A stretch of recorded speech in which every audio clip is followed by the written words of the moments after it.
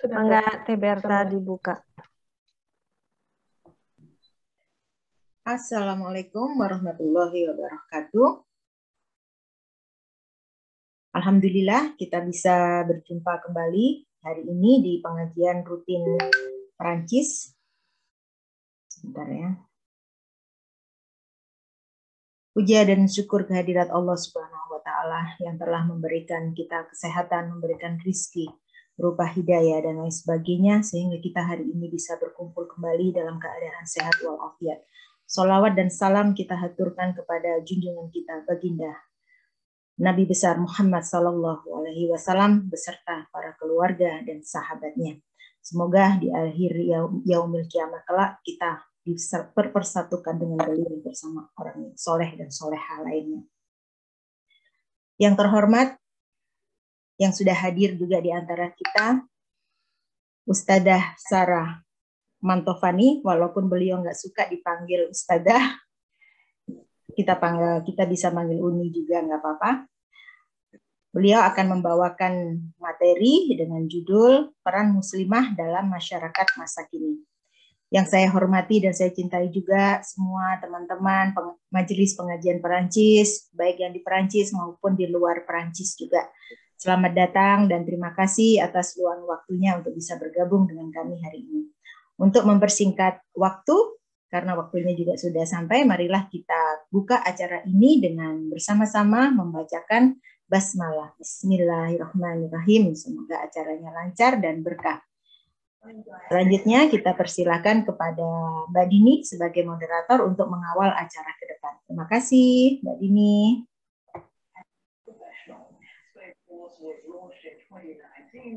Alhamdulillah. Terima kasih Mbak Berta sudah membuka tadi kajian mingguan kita seperti biasa setiap hari Rabu. Pengajian Perancis hadir untuk para muslimah di Perancis, tapi alhamdulillah sekarang ini sudah menyebar ya. Jadi bukan hanya di Perancis saja, tapi sudah di beberapa negara lainnya, Masya Allah. Baik, saya juga akan membuka dengan Assalamualaikum warahmatullahi wabarakatuh, sahabat-sahabat semuanya. Alhamdulillahirrabbilalamin. Hari ini atas izin Allah Subhanahu wa Ta'ala kita bisa berkumpul. Saya mengucapkan selamat bergabung kepada semua sahabat dan juga khususnya yang terhormat narasumber kita, yaitu saya panggil lengkap aja ya, Uni Ustazah Sarah El Mantovani. Baik, sahabat yang berbahagia, kali ini kita akan membahas kajian yang akan disampaikan oleh Ustazah Sarah El Mantovani mengenai perempuan. Jadi peran perempuan dalam masyarakat masa kini itu seperti apa sih? Nanti biar Ustazah Sarah yang akan mengupasnya. Sebelumnya izinkan saya untuk membacakan sedikit biodata dari beliau. Sebenarnya ada banyak, tapi saya singkat saja. Beliau adalah seorang yang sangat aktif sebagai penulis dan juga aktivis. Beliau ini sangat aktif di berbagai kegiatan. Kelahiran Jakarta tahun 1989, lulusan dari Universitas Muhammadiyah Surakarta. Beliau juga aktif di bidang jurnalistik untuk berbagai media. Dan tentu saja, karena tadi saya nyatakan bahwa beliau sebagai penulis, maka berbagai karya tulisan yang telah diterbitkan adalah, baik saya bacakan, yaitu buku antologi tentang RUU PKS yang telah diterbitkan oleh Aila Indonesia, Cergam Anak, 10 seri, Ilmuwan Muslimah Pro Media, artikel labelisasi itu bernama Domestikasi, diterbitkan oleh Republika, buku antologi Delusi Kesetaraan Gender yang diterbitkan oleh Basnah Alia dan The Center for Gender Studies, tesis pemikiran Hamka tentang partisipasi politik perempuan di Indonesia. Saya rasa itu ya kesimpulan yang bisa saya jelaskan mengenai Ustazah Sarah Mantovani. Assalamualaikum Ustazah.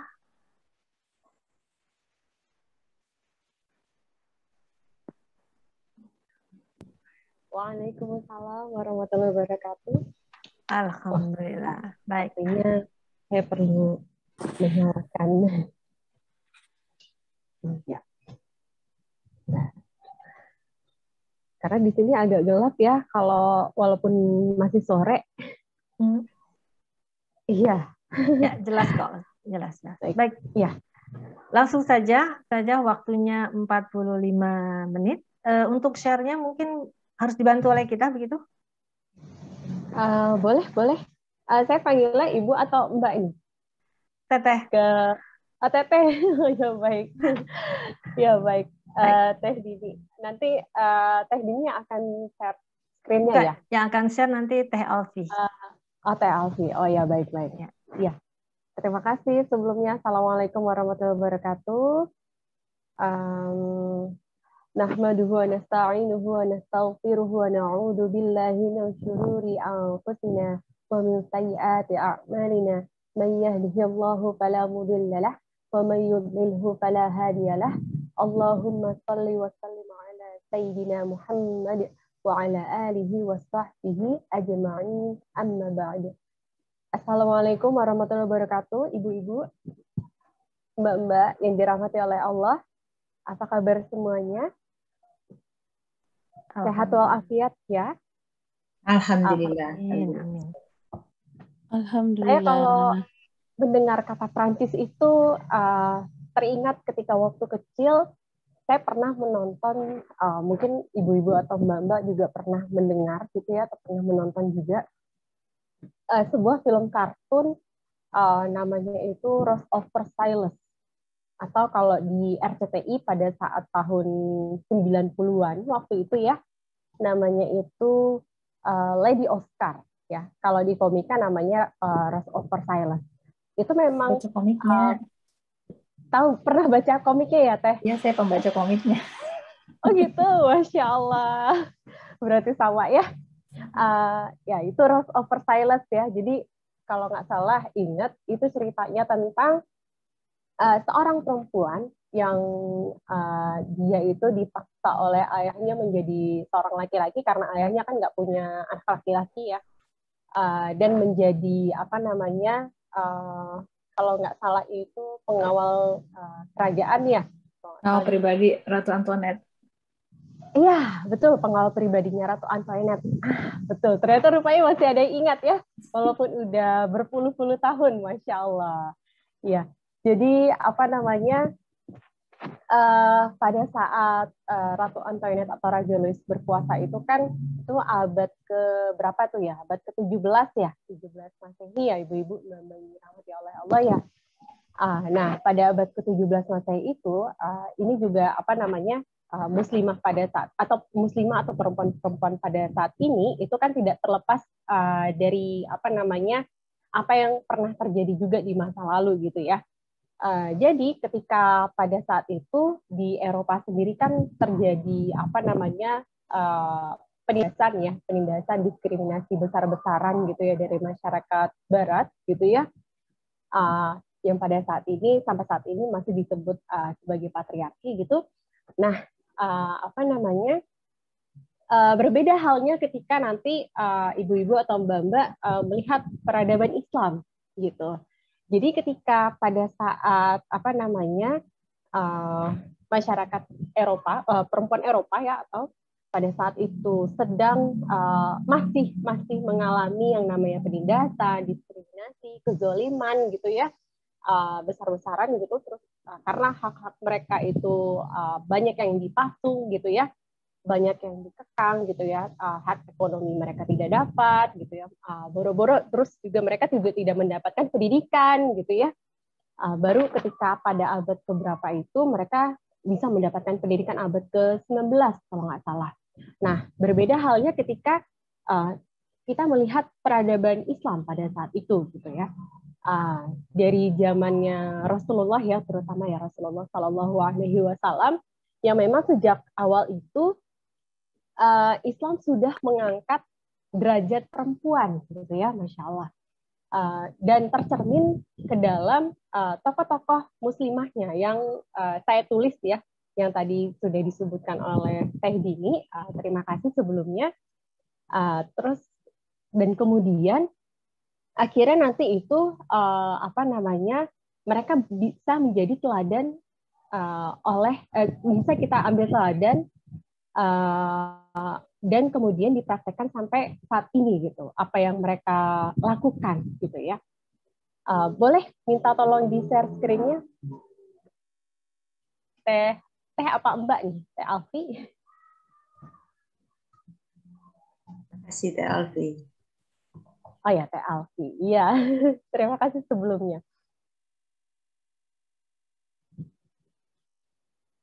Di sini boleh ibu-ibu atau mbak-mbak nggak usah panggil saya ustazah ya. Karena rasanya kalau dipanggil ustazah itu berat kali pundak saya ya. Gitu. Jadi Panggil boleh Uni ya? dipanggil Mbak Panggil atau Uni boleh ya? juga Uni, karena saya ada darah Minang gitu. Iya. Next, Teh Alfi. Nah, di sini siapa muslimah gitu ya? Ketika kita menanyakan kepada sesama muslimah itu siapa sih muslimah gitu ya? Nah, muslimah ini merupakan hamba Allah yang tercipta dari segumpal darah gitu ya, sama halnya dengan muslim atau laki-laki gitu ya, dari saripati panah gitu. Nah, ia dimuliakan karena keimanan dan ketakwaannya kepada Allah. Gitu. Kelemah lembutannya adalah fitrah. Terus kemudian dalam ajaran Islam, kedudukannya disetarakan dengan hamba Allah yang laki-laki melalui utusannya Rasulullah Shallallahu Alaihi Wasallam.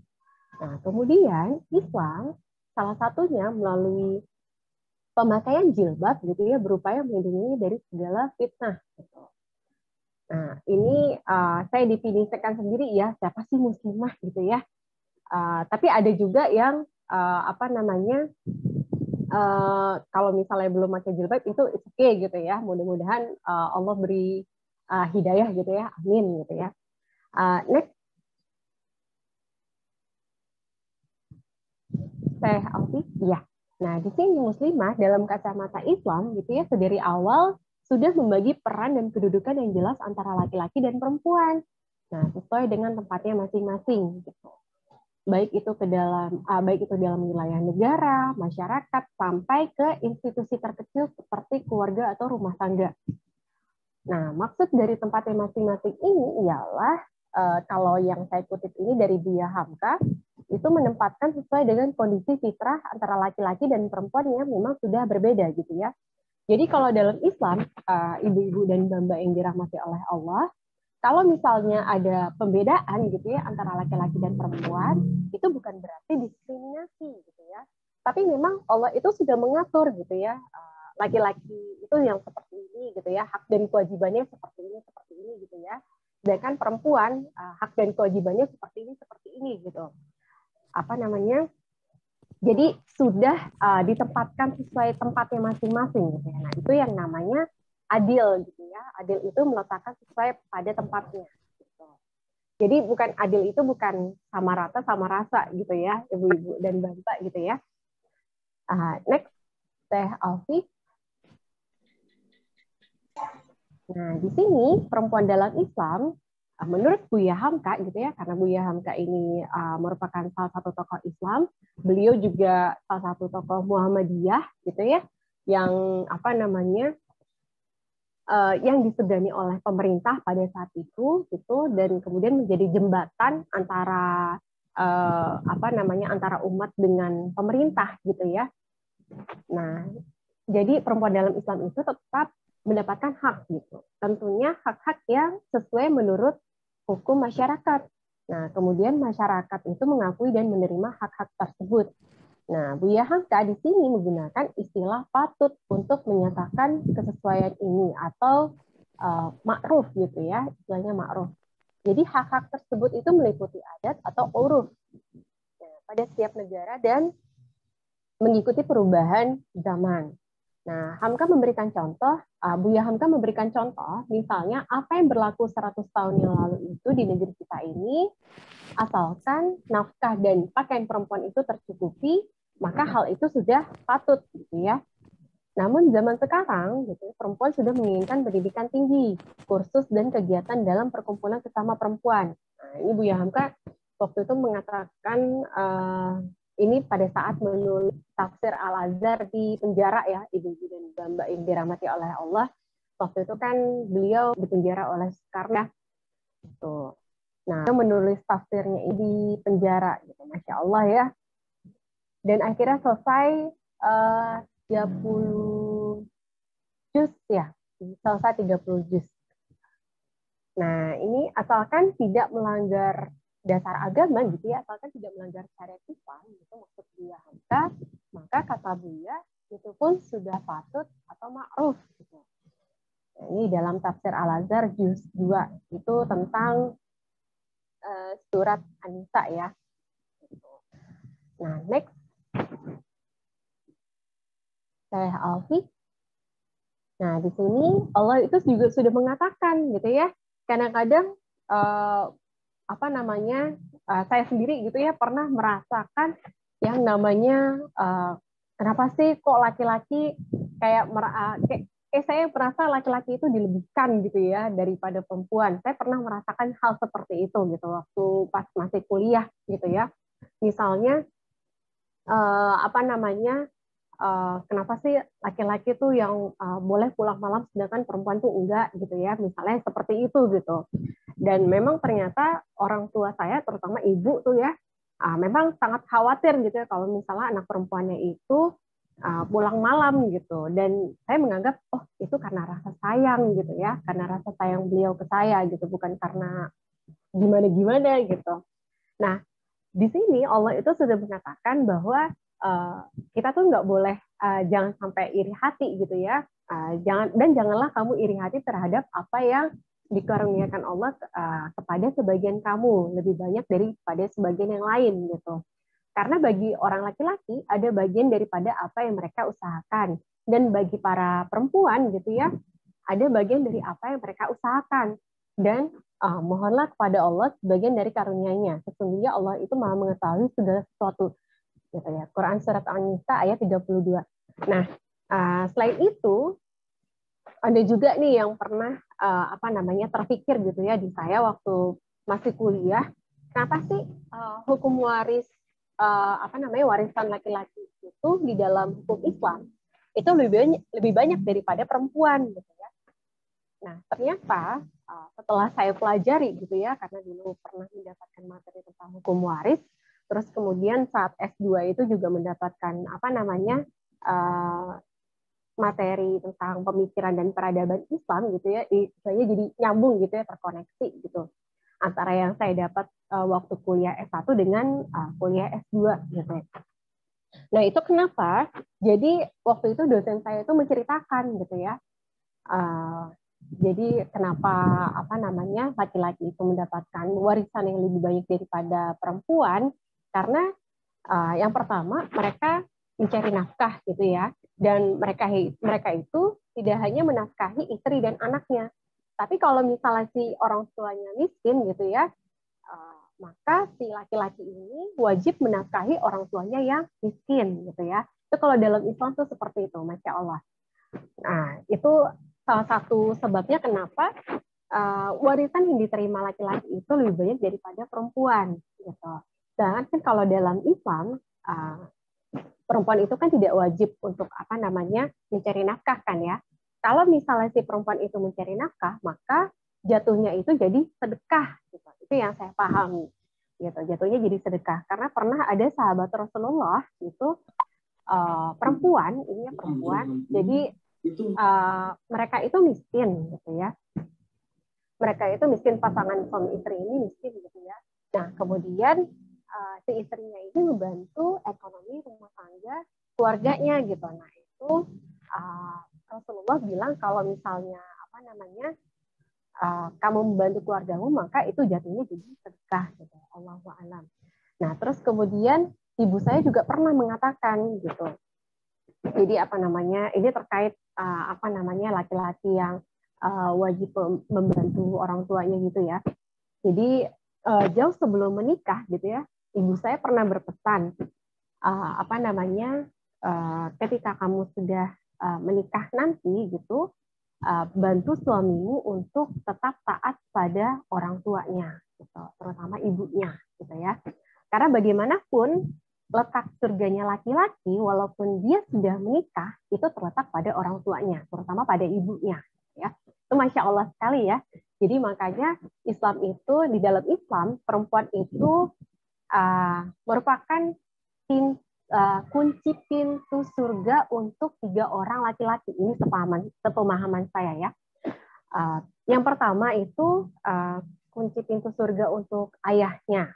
Gitu. Nah, yang kedua kunci pintu surga untuk suaminya. Gitu ya. Kan dalam hadis ada ya, pasanganmu itu adalah neraka atau surgamu. Gitu. Nah, terus kemudian yang ketiga, perempuan itu pintu kunci surga untuk anak laki-lakinya. Kalau misalnya dia punya anak laki-laki, ya itu masya Allah ya. Islam itu benar-benar memuliakan perempuan. Nah, terus kemudian yang selanjutnya, Teh Alfi. Nah, ini di sini masih lanjut tadi muslimah dalam kacamata Islam. Jadi dalam ajaran Islam pula itu muslimah sudah mendapatkan hak-haknya, diantaranya hak pendidikan, gitu ya, hak ekonomi, hak politik, terus kemudian pada dirinya pula ia menjadi penentu ya tadi itu ya, masuk atau surganya 3 orang laki-laki ke surganya. Gitu ya. Nah, kemudian untuk hak ekonomi ini juga menarik gitu. Jadi seorang ayah gitu ya, seorang ayah itu tidak boleh, kalau dalam Islam ya, tidak boleh mengambil harta anak perempuannya tanpa seizin si anaknya ini. Ini kalau dalam Islam ya. Berbeda halnya ketika para perempuan Eropa dulu gitu ya. Jadi mereka itu benar-benar tidak mendapatkan hak ekonomi. Jadi hak ekonomi mereka, walaupun mereka itu mencari harta, mencari nafkah sendiri gitu ya, tapi seluruh hartanya itu dikuasai oleh ayahnya gitu. Nah, kalau dalam Islam ini terlarang gitu ya, tidak boleh gitu ya. Jadi tidak boleh seorang ayah itu mengambil harta anak perempuannya tanpa seizin si anak perempuannya itu. Itu kalau dalam Islam. Ini kan terkait juga dengan masalah hak-hak dalam muslimah ya. Nah, terus kemudian nah ini jika ia bercerai atau ditinggal mati suaminya gitu, maka saudara laki-laki atau orang tuanya itu berhak menafkahinya gitu. Jadi kemarin itu saya sempat membahas tentang child free ya, ibu-ibu dan mbak-mbak yang dirahmati oleh Allah. Jadi saya sempat mengundang Mbak Lisa karena beliau itu S3-nya ekonomi ya, ekonomi dan keuangan di IIUM, International Islamic University of Malaysia. Nah, itu beliau juga menceritakan bahwa ketika misalnya si perempuan ini bercerai atau ditinggal mati suaminya, maka yang nanti akan menafkahi si perempuan ini adalah saudara laki-laki. Kalau misalnya si perempuan ini masih punya saudara laki-laki atau ayahnya. Kalau misalnya ayahnya masih hidup gitu ya, atau saudara laki-lakinya yang lain gitu. Nah, tapi kan kalau dalam tradisi kita kan kita mungkin belum mengenai hal ini ya gitu ya. Makanya muslimah ini berperan dalam masyarakat untuk menyebarkan ajaran-ajaran Islam yang seperti ini, gitu ya. Kita usahakan, gitu ya, supaya para muslimah yang lain itu tahu, gitu ya. Oh, ternyata tuh ajaran Islam tuh seperti ini ya, gitu. Dan ternyata memang memuliakan perempuan, Masya Allah. Nah, ini yang yang belum lama ini saya tahu. Next, saya Alfi. Mudah-mudahan masih ini ya. Nah, kemudian tadi ya terkait masalah muslimah dalam masyarakat gitu ya, itu tidak terlepas dari peran muslimah di masa lalu gitu. Nah, saya ini kan kemarin itu alhamdulillah tahun kemarin menerbitkan 10 ilmuwan muslimah gitu ya, atau seri ilmuwan muslimah. Yang pertama itu kan dari Ibunda Aisyah, terus kemudian ada Syifa binti Abdullah. Beliau adalah guru para muslimah, gitu ya, guru menulis dan membaca. Jadi guru menulis dan membaca para muslim itu zaman peradaban Islam yang pertama adalah Syifa binti Abdullah, gitu ya, Al-Quraisyah. Nah, beliau juga menjadi ahli pengobatan, makanya dinamakan Asyifa, gitu ya. Nama asli beliau itu adalah Laila. Terus kemudian kita juga punya nih dalam peradaban Islam ada Rufaidah gitu ya, perawat pertama dalam sejarah peradaban Islam. Nah, ini kan beliau juga termasuk yang berperan dalam masyarakat ya, Masya Allah. Apa yang dilakukan para muslimah pada hari ini itu juga tidak terlepas dari peran muslimah di masa lalu gitu ya dalam peradaban Islam juga. Nah, terus kemudian kita juga punya Zubaidah binti Ja'far atau istrinya Harun al-Rashid yang membangun bendungan gitu ya, bendungan atau Darb Zubaidah namanya, dan juga jalan untuk menghubungkan antara kota Kufah, Irak, yang waktu itu dikuasai oleh Sultan Harun al-Rashid, suaminya, ke kota Mekah gitu ya. Nah, kenapa Zubaidah ini membangun bendungan? Karena pada saat itu beliau melihat rakyatnya ini kehausan gitu ya, kehausan ketika melaksanakan ibadah haji. Jadi ibu-ibu dan bapak yang dirahmati oleh Allah, jangan bayangkan orang yang ibadah haji zaman dulu itu sangat mudah gitu ya. Justru karena waktu itu belum ada yang namanya kendaraan gitu ya, kendaraan atau transportasi udara seperti sekarang gitu ya. Pada waktu itu mereka ibadah haji hanya dengan dua pilihan, berjalan kaki atau naik kuda atau naik unta gitu ya. Tapi sedangkan naik kuda atau naik unta itu kan mahal pada saat itu gitu ya. Entah berapa dirham atau berapa dinar gitu ya. Harga unta dan harga kuda pada saat itu kan memang mahal gitu ya, dan hanya untuk orang-orang yang mampu saja gitu. Jadinya mereka yang tidak mampu membeli kuda atau unta itu akhirnya harus berjalan kaki ribuan kilometer jauhnya ya, dari Kufah ke kota Mekah itu nggak tahu ya berapa malam gitu ya, harus sampai ke sana berjalan kaki ya, Masya Allah. Makanya atas keprihatinan itu, maka Zubaidah membangun bendungan dan jalan gitu ya, termasuk toko-toko gitu ya di tengah jalannya itu gitu ya. Dan sampai sekarang bendungan dan jalannya itu masih bisa kita lihat gitu, bisa kita saksikan gitu peninggalannya beliau gitu, Masya Allah ya. Dan itu beliau juga keluarkan dari hartanya beliau sendiri gitu, jadi tidak mengambil dari, kalau sekarang itu disebutnya kan APBN ya, anggaran belanja negara gitu ya, enggak gitu, tapi dari harta beliau pribadi itu, Masya Allah ya. Terus kemudian kita juga punya Maaf, Uni ya, gitu. Uni mohon maaf, suaranya kecil Uni. Oh iya, suaranya kecil ya. Makin kecil. Kalau sekarang? Mic-nya harus diangkat. Coba dulu Uni. Oh iya. Kalau sekarang? Sekarang best. Sekarang bagus. Masih Uni kecil? Oh iya, alhamdulillah. Kasih, berarti mohon maaf masalah sinyal ya di sini. Iya. Soalnya kan dari kemarin kan Telkomsel nggak tahu nih lagi ada trouble. Ya. Trouble masalah sinyal. Iya, mohon maaf. Iya, nggak apa-apa. Iya. Nah, kita juga punya Fatimah Al-Fihriyah gitu ya, yang mendirikan universitas pertama dalam sejarah peradaban Islam. Itu juga kontribusinya luar biasa gitu ya. Terus kemudian ada Sutaitah, ada Maryam Al-Ijliyah gitu ya. Terus kemudian ada Lubna Al-Qurtubiyah dari Cordoba gitu ya. Terus kemudian ada Syuhdah atau Syahdah Al-Katibah. Beliau merupakan ahli kaligrafi, dan kemudian ada Nana Asma'u dari Afrika ya, beliau seorang penyair multi talenta gitu ya. Alhamdulillah Bu Eli Rizman menyambut baik dengan lahirnya buku ini gitu. Nah, terus kemudian next kita ke Rufaidah. Nah, ini next aja untuk mempercepat ya. Jadi di sini Rufaidah ini merupakan tadi ya perawat pertama dalam sejarah peradaban Islam. Jadi kontribusinya untuk masyarakat itu luar biasa gitu. Beliau disebut fidaiyah atau rela berkorban gitu, karena beliau juga termasuk yang membiayai sendiri gitu ya. Membiayai sendiri untuk misalnya ada kaum duafa yang tidak mampu membeli obat misalnya seperti itu. Terus kemudian mengajari masyarakat bagaimana misalnya cara menyikat gigi, menggosok gigi pakai siwak gitu ya. Terus kemudian bagaimana caranya menjaga kesehatan gitu. Terus kebersihan seperti itu untuk masyarakat kaum duafa ya, Masya Allah. Nah, terus kemudian next saya Alfi. Nah, ini kita juga punya Maryam Al-Ijliyah. Jadi Maryam Al-Ijliyah ini merupakan insinyur astrolab gitu ya. Jadi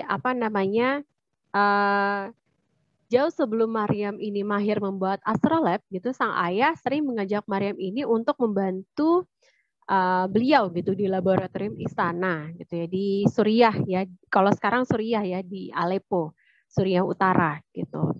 Nah, kontribusi Maryam ini terhadap astrolab itu akhirnya diakui oleh Barat gitu ya. Jadi Maryam itu menjadi salah satu nama komet gitu di NASA, di situs NASA. Nanti ibu-ibu dan mbak-mbak bisa cari sendiri gitu. Itu Masya Allah ya, jadi kontribusinya Maryam Al-Ijliyah ini terhadap apa namanya untuk sains gitu ya, untuk ilmu pengetahuan itu benar-benar apa namanya luar biasa gitu, Masya Allah.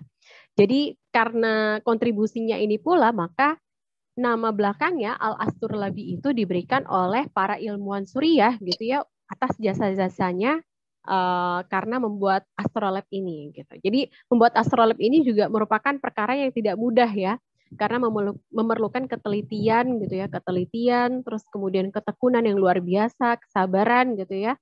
Jadi nggak boleh ada salah sedikit pun gitu.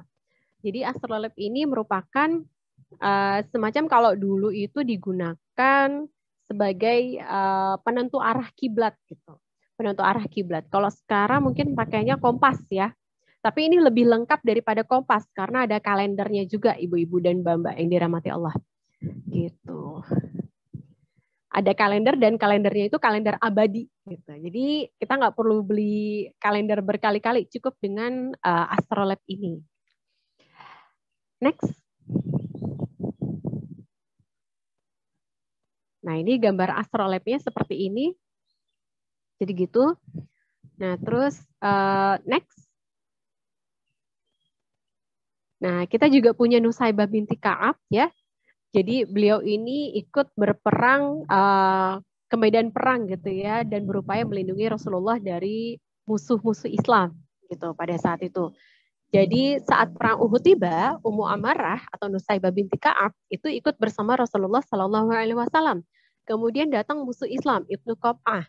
Nah, Ummu Amarah bersama Mus'hab bin Ibnu Umar gitu ya, dan beberapa orang yang teguh bersama Rasulullah itu melindungi Rasulullah dan Ibnu Qob'ah yang ingin membunuh Rasulullah.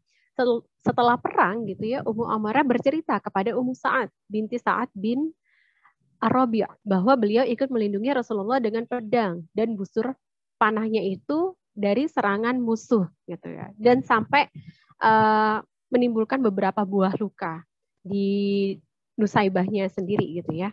Next. Nah, terus kemudian kita ke Muslimah Indonesia. Jadi Muslimah Indonesia ini juga keren-keren ya ibu-ibu dan bapak yang dirahmati oleh Allah. Itu Masya Allah luar biasa. Jadi misalnya Nyi Ageng Serang itu ikut ke medan perang gitu ya. Jadi kalau dalam Islam perempuan ini memang diperbolehkan untuk turun ke medan perang gitu ya. Misalnya menjadi tentara gitu ya, itu diperbolehkan nggak apa-apa gitu, tapi memang hukumnya tidak wajib gitu.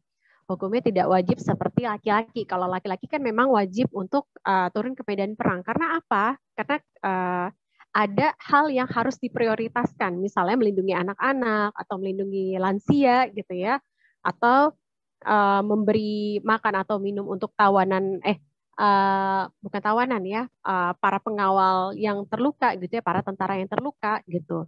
Jadi seperti itu. Nah, di Serang ini tercatat nama Raden Ayu Kusriah Retno Edi gitu ya, atau Nyi Ageng Serang. Tapi bukan berarti beliau berasal dari Serang gitu ya. Ada yang mungkin menganggap seperti itu. Serang ini letaknya ada di Kulon Progo. Saya waktu itu pernah alhamdulillah menziarahi makam beliau di Kulon Progo, di atas di Bukit Menoreh, itunya letak makamnya. Nah, terus kemudian next Teh Alfi. Nah, kita juga punya Bunda Rahmah El Yunusiah gitu ya. Jadi Buya Hamka ini mengakui Bunda Rahmah merupakan pelopor kaum perempuan belajar agama gitu, dan merupakan pendiri sekolah iya bukan Serang sana, betul. Kan Serang juga ada di Banten ya, tapi Serang Kulon Progo. Nah, jadi apa namanya, Bunda Rahmah El Yunusiah ini juga merupakan pelopor perempuan untuk belajar agama, terus kemudian pelopor pendiri pesantren Diniyah Putri School ya pada saat itu. Jadi pada saat Bunda Rahmah mendirikan Diniyah Putri School itu belum ada muslimah yang mendirikan atau punya ide serupa seperti Bunda Rahmah gitu. Nah, terus kemudian beliau juga merupakan anggota Muslimat Masyumi dan mewakili partai yang didirikan pada 7 November 1945 ini untuk duduk di Dewan Konstituante pada pemilu pertama tahun 1955. Jadi beliau selain pendidik juga seorang anggota parlemen gitu ya. Kalau sekarang istilahnya anggota parlemen, dulu kan Dewan Konstituante ya. Terus kemudian beliau juga seorang bidan gitu ya, karena menekuni bidang kesehatan juga itu atau ilmu kebidanan. Jadi multi talenta lah Bunda Rahmah ini gitu. Nah, terus next. Nah, kalau untuk muslimah saat ini saya juga pernah menulis tentang Tasnim Nazir. Jadi beliau ini Masya Allah kontribusinya. Jadi jurnalis muslimah berjilbab pertama, terutama di Skotlandia ya. Mungkin ibu-ibu dan mbak-mbak yang dirahmati oleh Allah pernah mendengar tentang beliau, Tasnim Nazir. Usianya ini sekitar 2 atau 3 tahun di atas saya, itu masih 30-an ya. Terus, nah Tasnim Nazir ini merupakan pejuang jilbab asal Sri Lanka, gitu ya, berhasil mendobrak pintu diskriminasi yang sebelumnya tidak berani dilakukan oleh muslimah lain di negaranya, gitu. Jadi Masya Allah. Nah di sini beliau juga mengatakan, jadi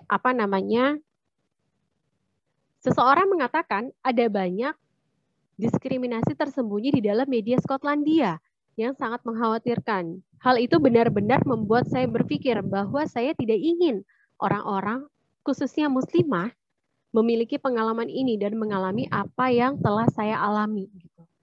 Jadi sampai saat ini, Tasnim Nazir itu masih berjuang supaya muslimah berjilbab gitu ya, muslimah seperti dirinya itu mendapatkan hak gitu ya untuk bekerja sebagai seorang jurnalis gitu. Karena ya kita tahu lah ya di Barat ini seperti apa gitu ya, tantangannya luar biasa. Makanya saya sangat mengapresiasi sekali perjuangan para muslimah gitu yang saat ini gitu ya memperjuangkan hak-hak muslimah gitu ya, hak-hak untuk mengimplementasikan ajaran Islam gitu ya, gitu. Dan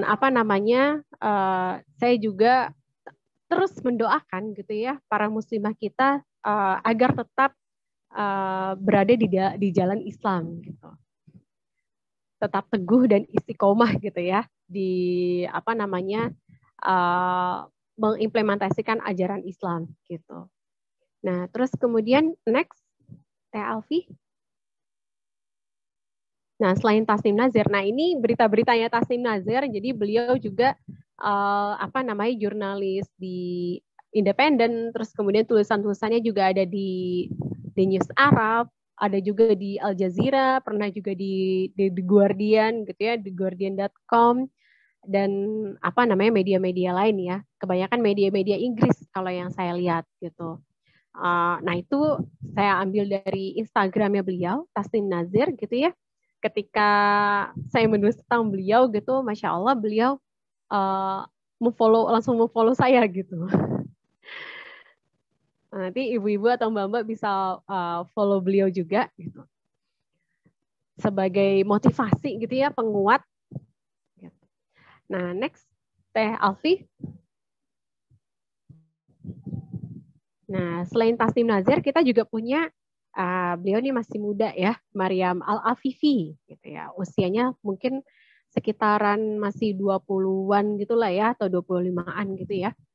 Nah, jadi kemarin gitu ya, ketika bulan Mei itu kan sedang panas-panasnya di sejarah ya. Jadi Zionis Israel itu ingin menggusur penduduk sejarah gitu ya, yang kalau yang saya dengar seperti itu.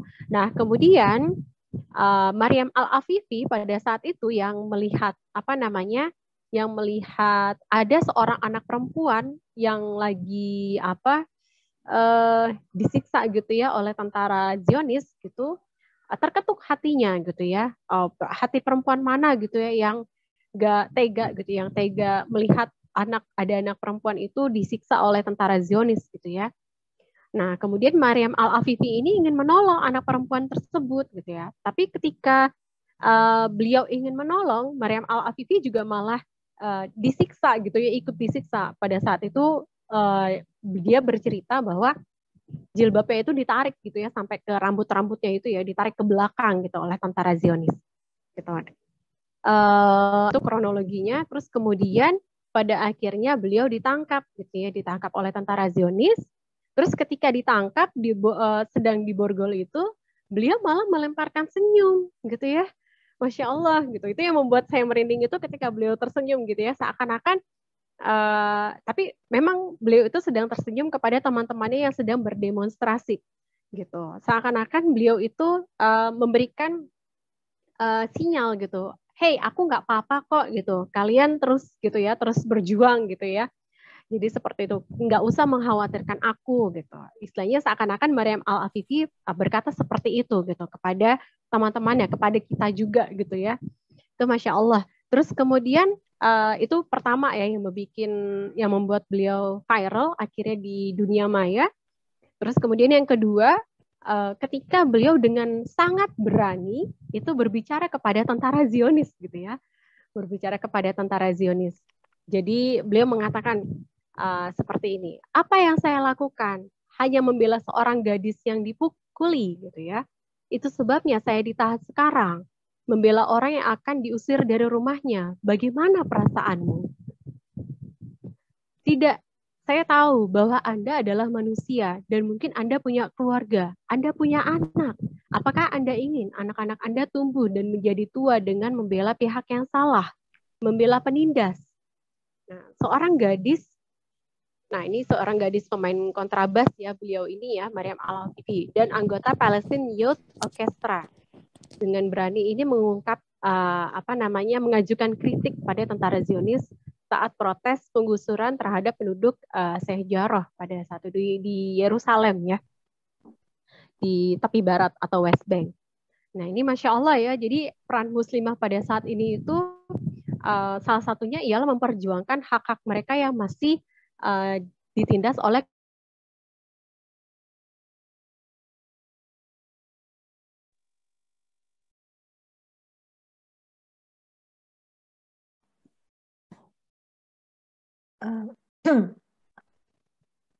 Oke, suaranya udah ada lagi. Oh iya, iya tadi sempat di mute. Ya, next. Nah, next ini yang terakhir. Nah, ini bagaimana ibrohnya atau pelajarannya? Nah, jadi Rufaidah itu memberikan kita akan makna pengorbanan dan ketangguhan yang sesungguhnya. Terus kemudian dari Maryam Al-Ijliyah kita belajar bahwa kesuksesan itu harus dilalui dengan kesabaran, ketelitian, keteguhan, dan kesungguhan gitu ya.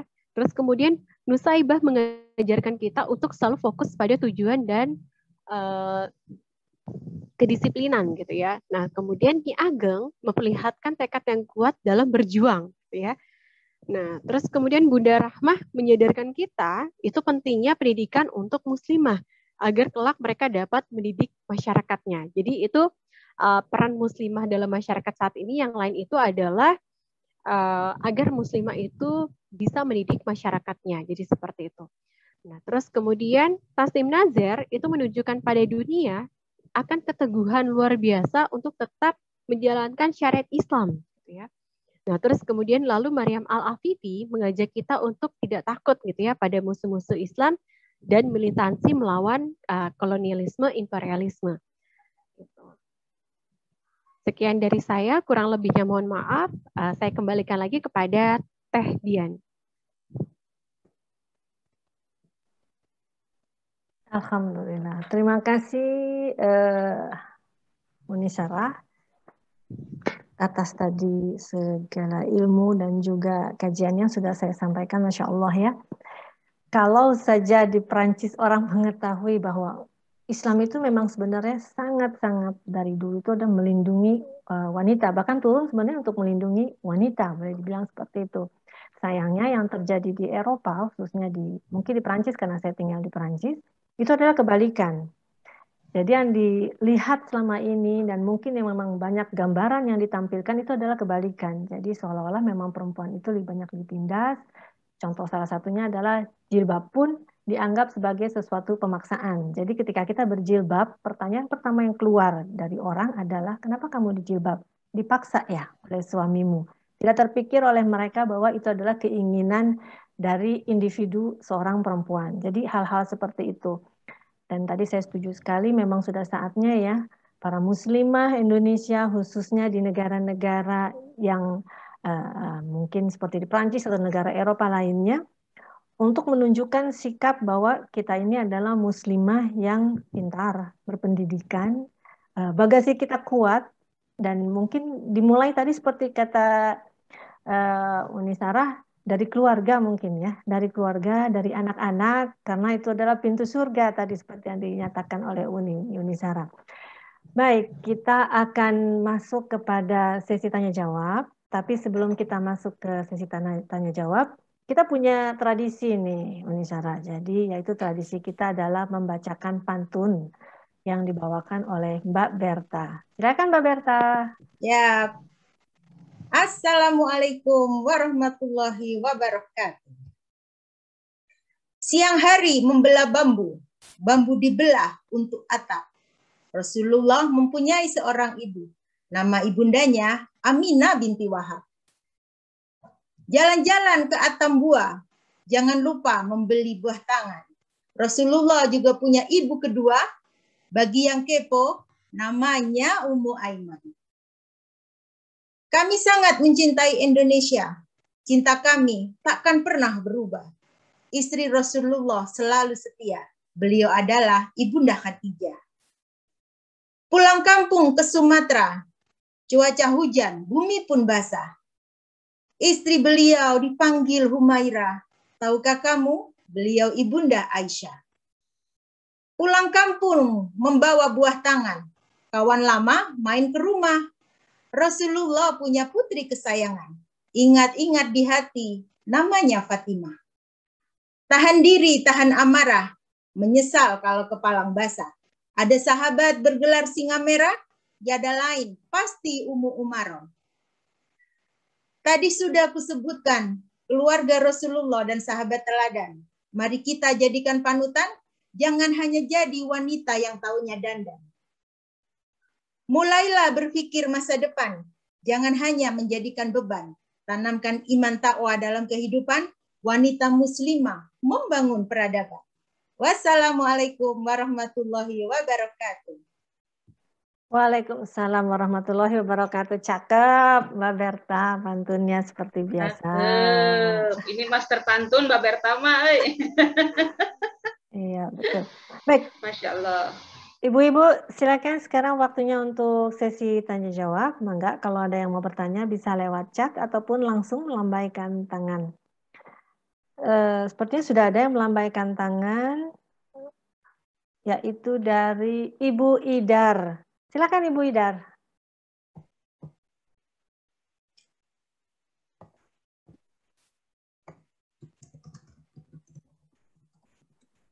Ibu Idar, silakan mic-nya mungkin bisa dibuka. Karena saya juga orang Minang, jadi panggil Uni sama yang lebih muda rasanya agak agak janggal gitu, jadi saya panggil Ananda saja ya. Begini, mengenai harta warisan, kita memang laki-laki itu mendapat 2/3 dalam itu kan sudah menjadi suatu keadilan. Tapi bagaimana kalau karena kita di Minang yang memelihara ibu itu biasanya anak wanita gitu. Bagaimana kalau saudara laki-laki kita merelakan haknya untuk dipakai oleh adiknya atau kakaknya yang perempuan? Apakah itu berdosa? Atau boleh-boleh saja. Ya, begitu. Terima kasih. Silakan, Uni Sarah, langsung dijawab. Terima kasih, Bu langsung Ida. dijawab ya. Ya. Oh iya. Iya, terima kasih Bu Idar. Saya panggilnya Ibu ya. Karena beliau jauh di atas saya. Gak apa-apa, gak apa-apa. Iya. Ya. Baik. Terima kasih Bu Idar atas pertanyaannya. Memang menarik ya kalau misalnya kita membahas terkait Minang dan perempuannya gitu ya, dan tradisi matrilineal gitu ya. Saya pun juga pernah kemarin ketika meneliti tentang Buya Hamka, maka saya juga harus meneliti tentang tradisi Minangkabau juga gitu ya. Nah, terkait dengan hal ini, dengan pertanyaan Bu Idar gitu, jadi kalau di Minang itu kan mungkin kalau sampai saat ini saya kurang tahu apakah masih atau enggak, tapi dulunya itu kan mereka juga memakai hukum waris adat ya, Bu Idar ya. Jadi hukum waris adat sama ada lagi hukum waris, kalau yang sekarang kan hukum waris Islam gitu ya. Nah, kalau bagi yang kalau misalnya ada kasus gitu ya, seperti yang diceritakan Bu Idar tadi, ada laki-laki yang merelakan, nah maka itu jatuhnya jadi hibah gitu ya, hibah atau pemberian. Maka kalau misalnya itu sifatnya hibah atau pemberian gitu ya, karena itu sudah atas dasar kerelaan gitu ya, bukan karena atas dasar itu menetapkan hukum waris yang seperti itu gitu, nah itu nggak apa-apa gitu, itu boleh-boleh saja gitu.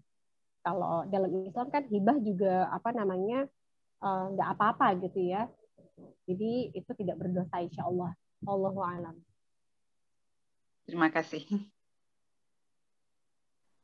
Baik, cukup jelas ya Bu Idar ya. Insya Saya Allah. mau menambahkan sedikit ini mengenai Undang-Undang Prancis ya, mengenai hak wanita dibandingkan dengan hak di wanita Islam dengan Prancis. Sebenarnya memang wanita Islam, tapi ini bukan hak misalnya hak istri atau suami yang ditinggalkan mati gitu. Kalau sebelum tahun 2001, seorang anak misalnya bisa saja mengusir ibunya dari rumahnya, karena si ibu yang ditinggal ayahnya itu cuma berhak yang namanya uzufri, itu seperempat, dan anaknya berhak menjual rumahnya. Ini saya saksikan sendiri, seorang ibu yang meninggalkan rumahnya, yang telah didiaminya berapa lama gitu, karena anaknya mau menjual rumahnya. Tetapi sejak tahun 2001, undang-undang itu sudah berubah. Begitulah maksud saya, undang-undang dalam Islam itu jauh lebih dahulu daripada undang-undang di Prancis gitu. Ya, sekadar tambahan begitu. Karena sejak 2001 seorang anak nggak berhak lagi untuk mengusir ibunya atau ayahnya dari rumah. Padahal sebelumnya mereka berhak gitu. Sekadar tambahannya. Makasih.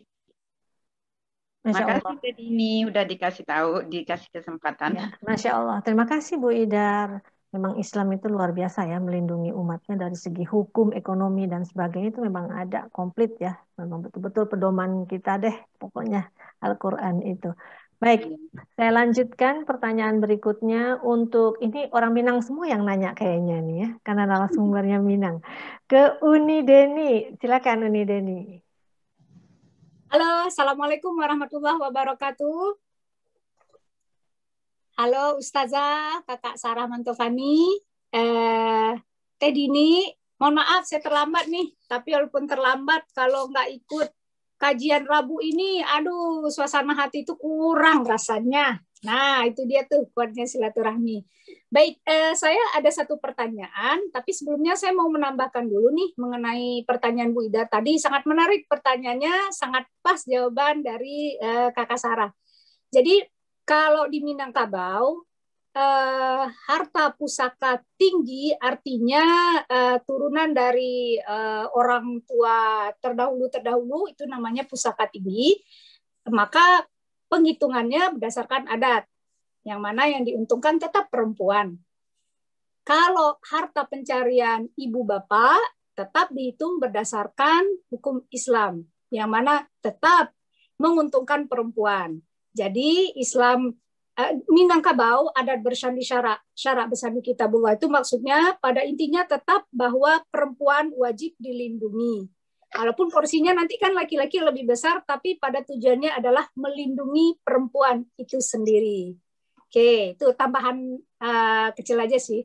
Nah, saya mau bertanya nih, menurut penelitian Kak Sarah terkait dengan Bunda Rahmah ya, El Yunus ya, apakah pada zaman beliau itu si Bunda Rahmah melakukan pergerakankah dengan ibu-ibu pergerakan di Jawa lainnya? Nah, saya mau tahu tuh karena saya bukan ahli sejarah, tapi saya sangat tertarik nih bagaimana pergerakan kaum ibu di tahun itu. Makasih Kak. Silakan Uni Sarah, langsung dijawab. Ya, makasih banyak. Saya juga ingin menanggapi lagi terkait dari Bu Idar lagi tadi, boleh ingin menambahkan sedikit aja. Yeah. Jadi apa namanya, menarik ya terkait dengan undang-undang Prancis gitu ya, terkait tentang perempuan. Nah, saya juga pernah menemukan nih Bu Idar. Jadi ketika saya kuliah S2 dulu gitu ya, kan saya diminta untuk salah satu dosen mata kuliah peradaban Islam gitu ya, untuk meneliti tentang pokoknya terkait peradaban Islam lah gitu. Nah, pada saat itu saya tertarik untuk meneliti tentang mazhab Maliki dan pengaruhnya. Gitu. Nah, ternyata Masya Allah pengaruhnya mazhab Maliki ini sampai ke Prancis pada saat itu. Dan Napoleon Bonaparte yang pada saat itu masih menjadi penguasa Prancis, itu tahun berapa ya ibu-ibu ya? Napoleon Bonaparte menjadi penguasa Prancis. 1800. Abad keberapa itu? 1800? Ya, 1800-an begitu. Iya, 1800-an, iya. Nah, jadi pada saat Napoleon Bonaparte itu menjadi penguasa Prancis tahun 1800 gitu ya, beliau melihat mazhab Maliki ini kok bagus ya untuk diterapkan ke ke Prancis gitu. Nah, saya kurang tahu bagian mananya dalam mazhab Maliki itu yang akhirnya diadopsi menjadi hukum Prancis, tapi memang itu ada gitu ya. Dan ada salah satu ulama Maroko gitu ya yang pernah menuliskan terkait penelitian ini. Nanti kalau misalnya ibu-ibu dan mbak-mbak tertarik gitu ya terkait dengan penelitian ini, nanti mungkin saya bisa kasih ke Mbak Berta. Saya pernah menulis dalam bentuk bukan makalah sih ya, tapi lebih tepatnya itu dalam bentuk esai gitu. Tapi ada sumber ininya, daftar pustakanya gitu. Itu menarik sekali gitu, Masya Allah. Bagaimana akhirnya pengaruh Islam itu sampai ke Prancis ya, dan akhirnya mempengaruhi seorang Napoleon Bonaparte. Saya sendiri menaruh kagum juga dengan kecerdasan dan kecerdikannya Napoleon gitu. Tambah sedikit lagi ya. Saya pernah membaca bahwa Napoleon ini pernah masuk Islam, tapi kalau ditanya dengan orang Prancis, mereka bilang itu cuma politik gitu. Tapi ada bukunya yang menyatakan dia masuk Islam dengan ikhlas begitu. Ya, tapi kita nggak tahu gitu. Dia kan dari Kors. Kalau ditanya sama orang Korsa, malah mereka menjauhkan muka begitu, nggak percaya sama sekali. Tapi bisa dicari bukunya. Oh ya, boleh. Boleh, Masya Allah sekali. Saya juga pernah mendengar itu juga. Iya, tapi wallahu alam ya. Maksudnya apakah benar gitu ya? Tapi bukunya ada. Saya pernah. Oh gitu, ada. Bukunya, tapi saya nggak baca seluruhnya karena itu waktu itu di tempat pembacaan umum gitu, penjual gitu. Jadi saya nggak baca seluruhnya, tapi saya pernah lihat bukunya. Ya, begitulah. Mudah-mudahan saja memang betul. Amin, amin. Iya ya, Bu ya. Baik, silakan Teh Uni jadinya. Uni Sarah langsung jawab pertanyaannya Uni Deni. Tadi siapa? Ibu atau Mbak? Terkait Uni Deni. Uni Deni. Oh iya. Kayaknya saya panggil Ibu aja ya. Kalau Uni kayaknya nggak enak. Iya. Panggil Uni aja. Kalau panggil Ibu panggil Uni aja. Nama bekennya di Prancis Uni Deni itu. Biar lebih mudah ya. Ya nggak apa-apa, Uni Deni. Iya, terima kasih Uni Deni atas pertanyaannya terkait dengan Bunda Rahmah. Memang beliau, saya pernah mendengar beliau itu pernah mengikuti Kongres Perempuan gitu ya, Kongres Perempuan Indonesia yang entah yang pertama apa yang kedua gitu. Nah, yang pertama dan kedua ini kan rata-rata semuanya di Pulau Jawa ya. Uni ya di Pulau Jawa. Jadi yang pertama itu di Kongres Perempuan Indonesia yang pertama itu ada di Jogja. Pada saat itu namanya kan masih Mataram ya. Jogja kan namanya Mataram karena pernah dikuasai Kesultanan Mataram ya, Mataram Islam dan juga Kerajaan Mataram Hindu waktu itu. Nah, terus kemudian yang Kongres Perempuan Indonesia yang kedua itu kalau nggak salah di Bandung, kalau nggak salah di Bandung. Terus kemudian nanti yang keberapa itu di Jakarta, terus kemudian yang ketiga itu di Semarang. Gitu. Jadi memang Bunda Rahma ini pernah mengikuti Kongres Perempuan Indonesia. Terus kemudian yang menarik adalah ketika Bunda Rahma, bukan Bunda Rahma ya, ketika Indonesia itu dijajah oleh Jepang gitu ya, dikuasai oleh Jepang tahun 1942 gitu ya, kan kita dijajah Jepang itu 3 tahun ya. Nah, jadi beliau bersama para perempuan lain, para perempuan Sumatera ya, se-Sumatera itu melakukan penyelamatan terhadap para perempuan yang dijadikan sebagai perempuan penghibur gitu ya, atau pelacur ya, gitu. Di rumah-rumah bordil Jepang pada saat itu. Gitu. Nah, itu Bunda Rahma ikut menyelamatkan para perempuan itu dari rumah-rumah bordil gitu yang diselamatkan. Jadi itu salah satu, bukan salah satu ya, beberapa di antara pergerakan atau apa yang telah dilakukan oleh Bunda Rahmah pada saat itu, yang pada akhirnya sekarang kan menjadi inspirasi bagi para perempuan khususnya muslimah ya, gitu ya, untuk menyelamatkan perempuan lain juga gitu dari dari kemaksiatan atau kejahatan. Jadi seperti itu. Gitu.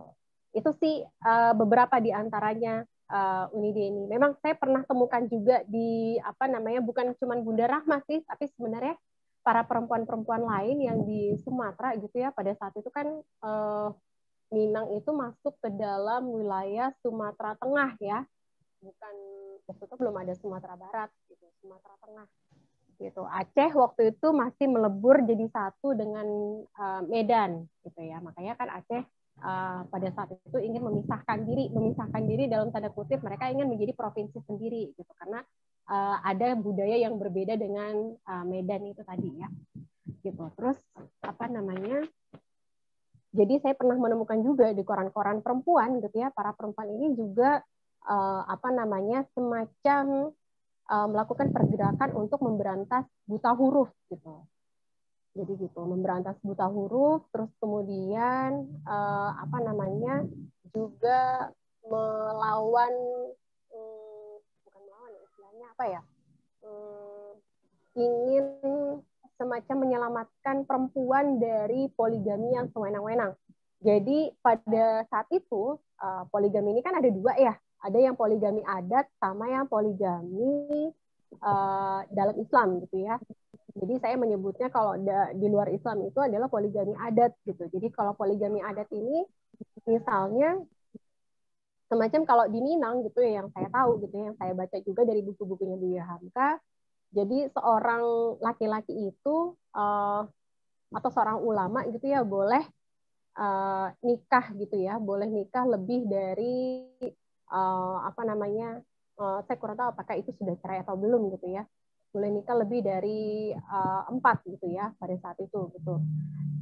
Dan pada saat itu bukan ulama aja sih, maksudnya bangsawan ya, bangsawan. Jadi orang tua di Minang pada saat itu sangat senang gitu menikahkan anaknya dengan bangsawan gitu ya.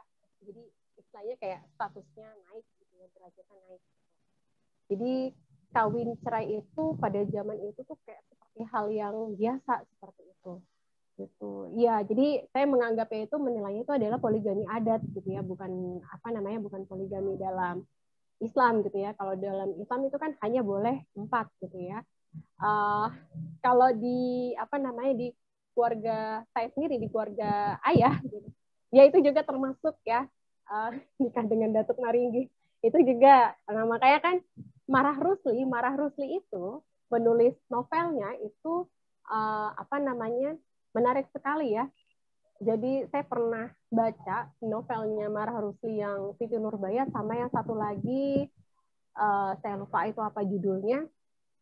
Nah itu gambaran masyarakat Minang pada saat beliau hidup gitu. Jadi beliau itu ingin dijodohkan tapi beliau nggak mau gitu ya, nggak mau, dan pada akhirnya menikah dengan perempuan Jawa gitu ya. Nah terus kemudian beliau ketika masih hidup itu sempat menuliskan novel gitu ya, menuliskan novel, tapi beliau mengizinkan novelnya ini boleh diterbitkan setelah 50 tahun beliau meninggal gitu. Dan akhirnya beneran gitu, novelnya ini baru diterbitkan 50 tahun setelah beliau meninggal gitu ya. Entah 50 tahun apa berapa puluh tahun gitu. Itu Marah Rusli gitu. Yang saya ketika membacanya itu sampai nangis-nangis ya gitu ya. Maksudnya itu Masya Allah gitu ya, maksudnya kok gitu ya, ininya maksudnya kisahnya gitu. Jadi seperti itu gitu. Jadi ada apa namanya, zaman dulu, zaman Indonesia sebelum merdeka itu, jadi para perempuannya itu menyelamatkan para perempuannya dari poligami sewenang-wenang. Poligami sewenang-wenangnya ini poligami adat gitu maksudnya. Gitu. Jadi ada juga apa namanya, para laki-laki yang apa namanya, ini nggak semuanya ya, saat itu yang kayak memperlakukan perempuan itu habis mandi sepah dibuang kayak gitu. Jadi termasuk salah satu apa namanya, beberapa peran muslimah kita pada zaman dulu itu ya seperti itu ketika di masyarakat. Wah ini banyak banget ini chat roomnya, ramai ya, Masya Allah. Iya, ramai, Masya Allah. Terima kasih Uni Sarah tadi atas penjelasannya. Ternyata luar biasa ya perempuan sebenarnya perjuangannya dari zaman dulu di Indonesia pun dimanapun. Cuman saya penasarannya gini nih, kenapa ya ada istilah perempuan itu adalah makhluk yang lemah? Padahal kalau kita lihat, justru perempuan itu sebenarnya di mana-mana diperlihatkan bagaimana perempuan itu wanita yang kuat, sebenarnya makhluk yang kuat. Bahkan sejak zaman Nabi, sejak zaman Khadijah, seperti itu. Kenapa? Pernah nggak dilakukan penelitian itu?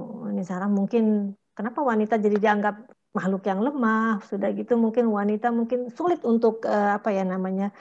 Bukan istilahnya, bukan memberontak ya, tapi seperti kayak ada tahap-tahap atau ada batas-batasan yang mungkin memang tidak boleh dilakukan, mungkin karena seperti itu sehingga ada istilah wanita adalah makhluk yang lemah. Bagaimana Uni Sarah? Silakan. Iya. Mungkin tergantung dari apa namanya, bagaimana pola asuh orang tuanya ya, Uni ya. Karena kalau saya sendiri jujur, orang tua saya khususnya ibu saya itu nggak pernah bilang kamu ini makhluk yang lemah gitu, enggak. Tapi justru sebaliknya, ketika misalnya saya menangis gitu ya, kamu harus kuat gitu ya, kamu harus kuat, kamu nggak boleh nangis gitu ya, istilahnya seperti itu gitu.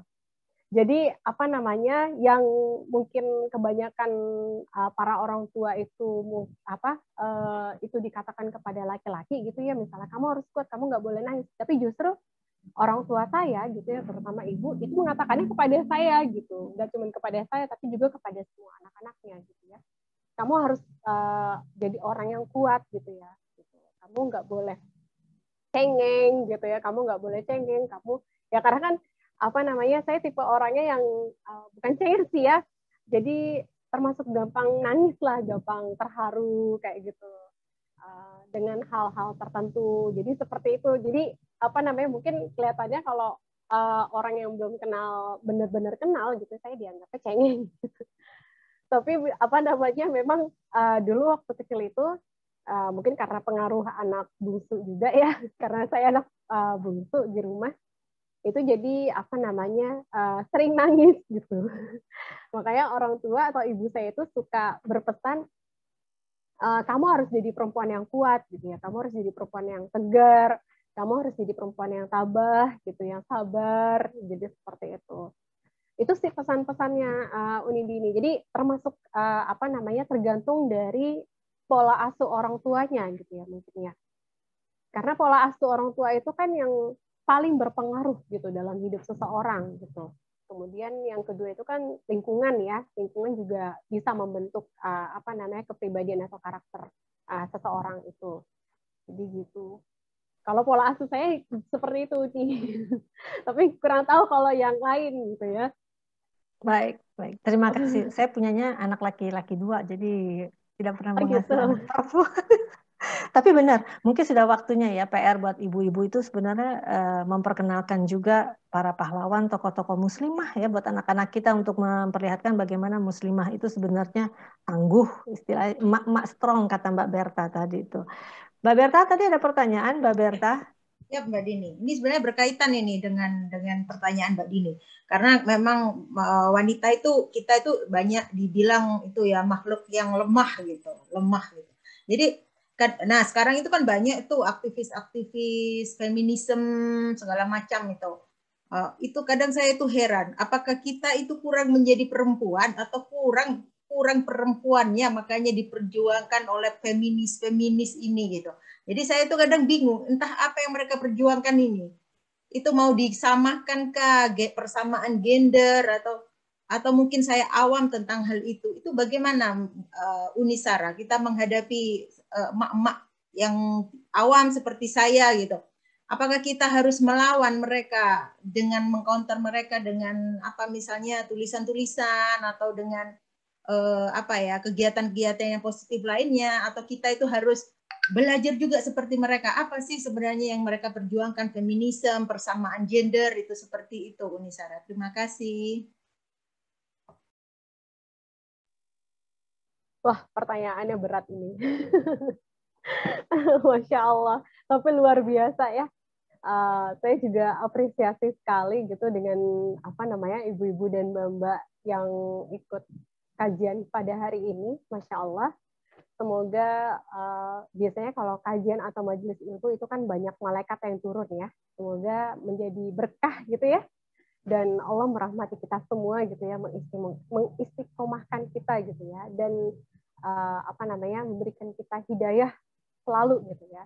Karena bagaimanapun kita kan hidup selalu butuh yang namanya petunjuk gitu dari Allah. Gitu. Nah, terkait dengan pertanyaannya, saya panggil apa nih? Mbak ya, Mbak apa Ibu? Masih bingung sampai sekarang. Kalau sama Mbak Berta ya, panggilnya Mbak Berta aja. Oh gitu, nggak apa-apa. Iya. Terkait pertanyaannya Mbak Berta, terima kasih Mbak Berta. Jadi kalau dulu itu kan saya sempat yang namanya terpengaruh dengan feminisme ya dulu ya. Ini, saya boleh cerita ya. Jadi dulu saya memang sempat terpengaruh dengan feminisme, tapi tanpa sadar gitu. Saya nggak tahu kalau itu yang namanya feminisme. Bahkan saya pernah membaca buku seorang feminisme lesbian gitu ya, dan itu dia mempertanyakan tentang ajaran Islam, mempertanyakan tentang masalah Tuhan juga. Itu sempat membuat keimanan saya goyah. Itu waktu kuliah S1. Waktu saya kuliah S1. Itu jujur ketika saya membaca itu keimanan saya sempat goyah gitu ya. Sempat goyahnya itu maksudnya saya jadi mempertanyakan apa benar gitu ya, apa benar seperti ini gitu ya, kenapa seperti ini gitu ya. Jadi banyak sekali pertanyaan-pertanyaan itu sampai saya akhirnya di titik ya Allah berikanlah saya petunjuk gitu ya. Ketika keimanan saya goyah itu saya sempat nangis juga gitu, sempat nangis maksudnya kok saya jadi seperti ini sih gitu. Jadinya saya ngerasa kok saya jadinya mempertanyakan kayak gitu ya, banyak mempertanyakan jadi seperti itu. Tapi mungkin itu cara Allah untuk lebih mendekatkan hambanya gitu ya. Dan ketika dan pada saat itu memang saya masih awam, Mbak Berta, masih sangat awam gitu ya, masih belum tahu apa itu feminisme, apa itu sekularisme, pluralisme, liberalisme gitu ya. Walaupun memang pada saat kuliah S1 itu kan saya sempat belajar sejarah hukum gitu ya, liberalisme juga saya belajar pada saat itu gitu ya. Tapi tanpa diimbangi dengan belajar agama gitu. Nah, ini juga saya berpesan karena dari pengalaman saya sendiri gitu ya, saya berpesan kepada ibu-ibu dan mbak-mbak yang punya anak nih ya, itu sangat berhati-hati sekali gitu ya. Jangan sampai nanti ada yang mengalami seperti saya gitu ya. Jadi apa namanya, ketika mempelajari sesuatu gitu ya, suatu ilmu tanpa maksudnya ilmu di luar agama ya, misalnya kayak mempelajari liberalisme tanpa diimbangi dengan belajar agama, dengan tanpa fondasi agama yang kuat gitu ya, itu nantinya bisa akan jadi goyah gitu. Karena saya sudah pernah merasakannya sendiri gitu. Jadi ketika misalnya ingin mempelajari feminisme, maka kita juga harus mengimbanginya dengan memperdalam bagaimana sih ajaran Islam itu terkait perempuan gitu ya. Terus kemudian bagaimana apa benar hadis-hadis itu misoginis, misalnya misoginis maksudnya membenci perempuan gitu. Apa benar di dalam ajaran Islam itu terdapat diskriminasi gitu ya, misalnya seperti itu. Nah itu kan berarti PR kita adalah harus mempelajari ajaran Islam gitu. Jadi seperti itu. Nah terus kemudian itu juga jadi PR juga sampai sekarang buat saya gitu. Sampai sekarang saya masih terus belajar gitu ya, memperdalam ajaran Islam kayak gitu. Nah iya betul, Mbak atau Bu Dewi Hadin gitu ya. Nah terus kemudian selain itu selain memperkuat fondasi agama, kita juga harus memperkuat pemikiran kita gitu, memperkuat pemikiran kita. Ya memperkuat pemikiran kita salah satunya dengan belajar kepada guru-guru yang istiqomah gitu, istiqomah. Nah, bagaimana cara kita tahunya guru kita ini istiqomah gitu ya? Istiqomah untuk terus mendakwahkan Islam gitu. Nah, kita bisa telusuri, apalagi kalau sekarang kan udah bisa dilacak ya orang-orang itu ya, maksudnya bagaimana pemikirannya, bagaimana pola pikirnya kayak gitu ya, bagaimana sikap dia terhadap sikap dia tentang Islam, ajaran Islam kayak gitu. Karena memang qadarullah gitu ya, ada orang-orang yang awalnya itu mereka memperjuangkan Islam, namun di tengah jalan atau mungkin karena suatu sebab tertentu, dia akhirnya malah jadi bukan memusuhi ya, jadi jauh dengan Islam gitu. Atau misalnya bukan jauh dengan Islam, atau misalnya jadi Islam liberal gitu ya, Islam liberal tanda kutip kayak gitu ya. Jadi seperti itu gitu. Semoga Allah melindungi kita dari kemaksiatan, kejahatan dan keburukan ya. Gitu. Jadi penting sekali ibu-ibu dan mbak-mbak, apalagi kalau misalnya tinggal di negara-negara Eropa gitu ya, saya merasakan sekali gitu ya, tantangannya luar biasa gitu ya, dan tantangannya itu nggak mudah pasti gitu ya. Sulit gitu ya, mesti sulit gitu, karena kayak dari kisahnya Tasnim Nazir aja, beliau butuh waktu 10 tahun untuk memperjuangkan jilbab supaya media atau TV Skotlandia itu mau menerima perempuan berjilbab jadi jurnalis atau reporter di medianya mereka gitu. Nah itu saya sampai merinding kalau misalnya baca-baca kisah perjuangan muslimah saat ini gitu ya, memperjuangkan Islam di negara mereka gitu ya, atau negara yang mereka tinggali gitu ya. Dan itu sekali lagi memang tidak mudah gitu. Jadi makanya sebagai seorang ibu dan sebagai seorang istri, kita harus memperkuat juga pondasi pemikiran kita sendiri gitu. Salah satunya ya dengan belajar agama Islam gitu ya, memperdalam ajaran Islam terkait perempuan itu bagaimana sih gitu ya, supaya nantinya kita tidak terpengaruh, atau kalau istilah Jawanya itu gumunan gitu ya. Gumunan itu kayak silau gitu ya. Wow, ternyata ada yang lebih keren nih daripada ajaran Islam gitu ya. Jadi seperti itu gitu. Itu Mbak Berta kalau dari pengalaman saya sendiri. Betul. Terima kasih Uni, karena menurut saya juga penting ya agama ya. Jadi ketika hantaman-hantaman infiltrasi dari Barat yang tanpa disaring, semua anak-anak kita bisa buka Google segala macam info-info seperti ini, tanpa agama juga ini akan sulit, mereka akan tergerus bahkan terseret mungkin ya.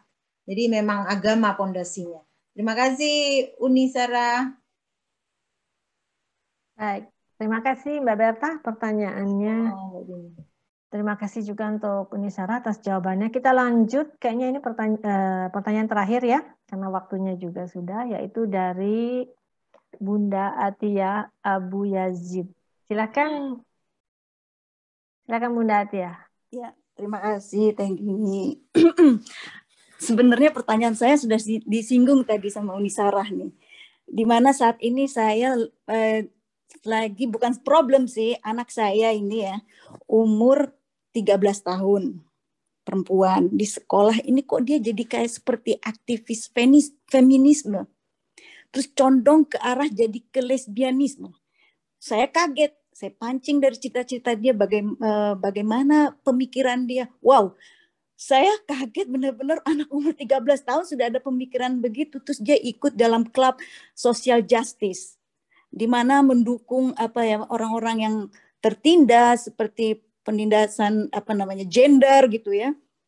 Nah, saya kaget ini ternyata pernah dialamin juga ya sama Unisara seperti itu. Saya takut dia akan jauh dari Islam gitu loh. Benar-benar ini kondisi yang benar-benar buat saya kaget, umur 13 tahun sudah seperti itu gitu pemikirannya. Jadi mungkin nanti terima kasih atas informasinya, mungkin saya akan kasih link-linknya Tasnim Nazir gitu ya. Mungkin ada arahan dari Unisara bagaimana nih untuk anak saya gitu. Terima kasih.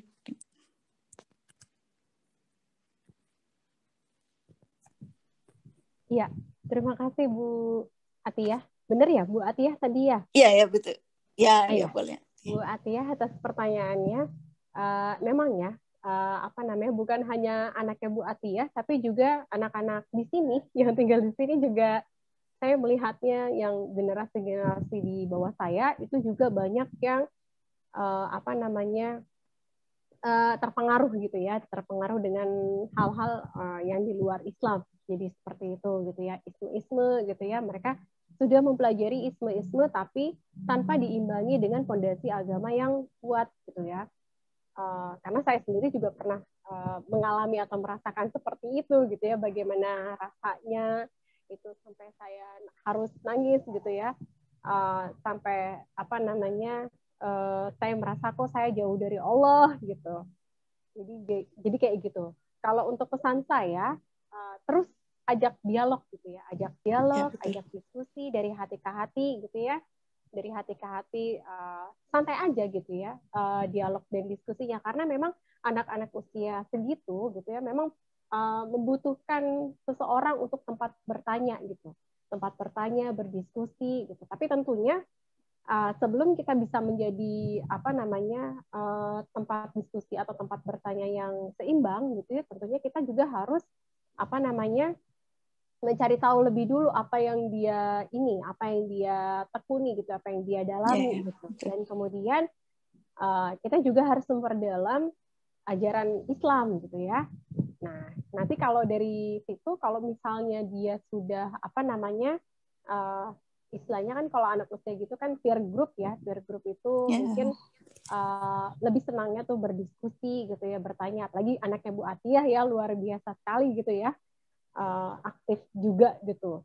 Berarti kan dia memang tipe anak yang senang atau aktif diskusi gitu ya, aktif bertanya kayak gitu. Ya betul, Bu Dewi Hadin sedang mencari jati diri gitu. Jadi makanya kita sebagai orang tuanya kita berusaha untuk menjadi tempat diskusi atau tempat bertanya yang asik buat dia gitu ya. Bagaimana jadi caranya jadi tempat diskusi atau tempat bertanya yang asik, maka kita harus dalami dulu gitu apa yang dia tekuni gitu ya, apa yang sedang dia saat ini pelajari gitu. Nah nanti di satu saat yang misalnya lagi santai gitu ya, bukan dalam keadaan dia lelah, lapar atau ngantuk gitu ya. Nah Bu Atia bisa deh tuh masuk misalnya, ternyata kok topik ini menarik ya, kayak gitu. Jadi maksudnya misalnya, atau Bu Atia juga bisa bertanya, bagaimana kegiatan kamu hari ini gitu ya, apa aja yang udah kamu lakukan gitu ya. Nah tapi kan Bu Atia tadi sudah bagus ya, sudah mencari tahu gitu ya, sudah menelusuri gitu ya. Ya, saya cari tahu, saya baca-baca semuanya. tuh apa kegiatannya? Terus saya sekarang mulai memasukkan Islam bahwa ya mereka, ya dia itu kayaknya kok jauh sekali menurut saya ya, umur 13 tahun tuh jauh gitu loh.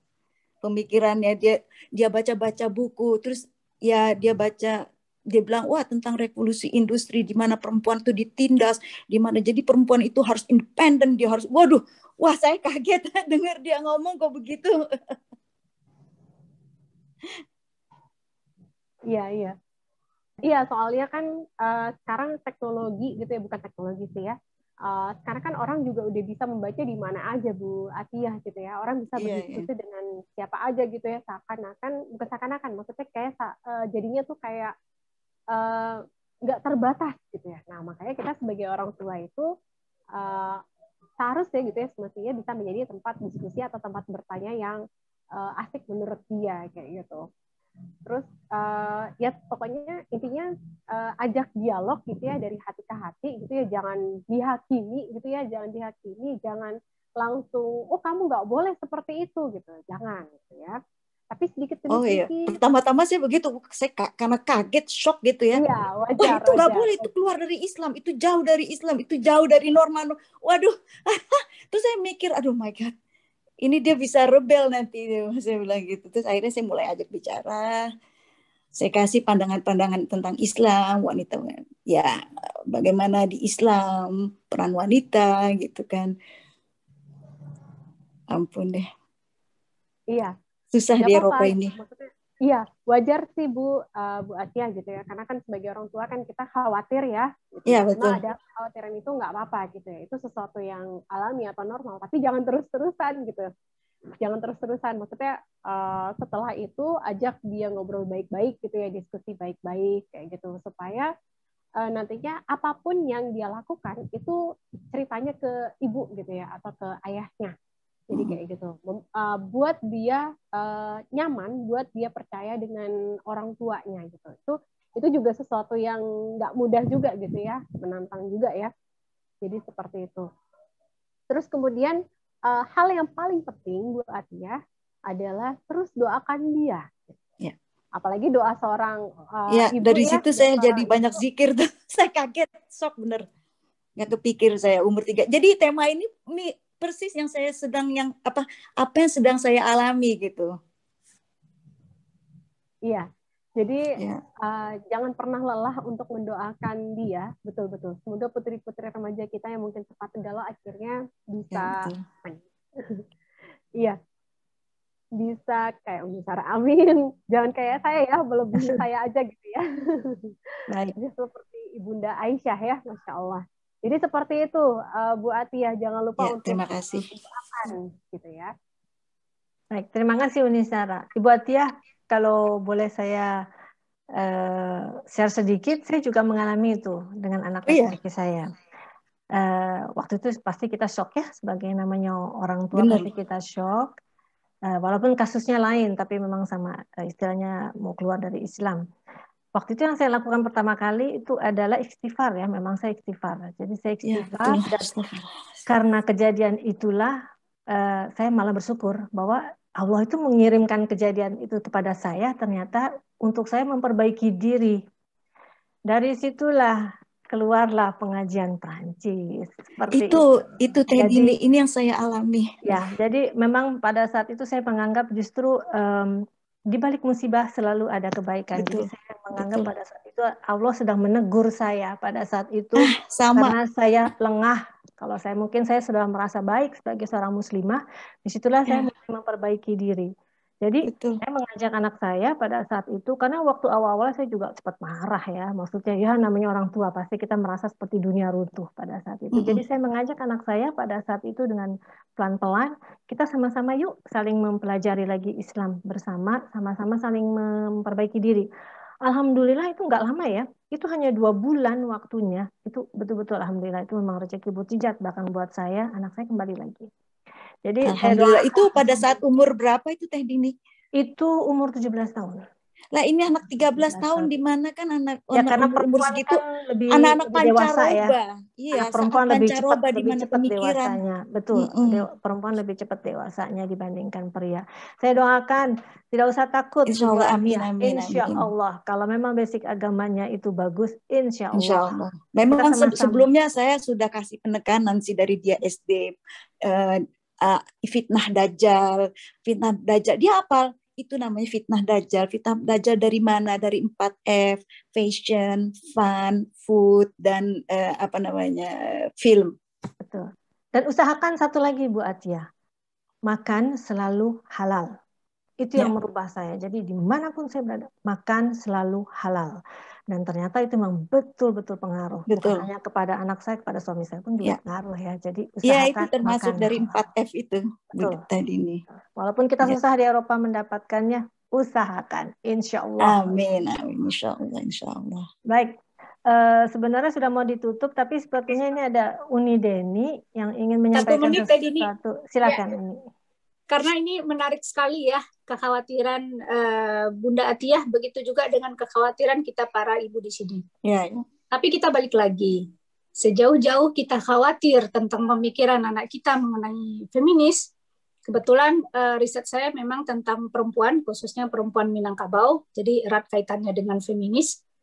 Kita balik dulu ke yang dasar, bahwa ada istilah feminim, ada istilah feminis. Feminim itu adalah ciri psikologis sifat kelembutan, keperempuanan. Jadi ini sangat erat kaitannya dengan psikologi, physically perempuan.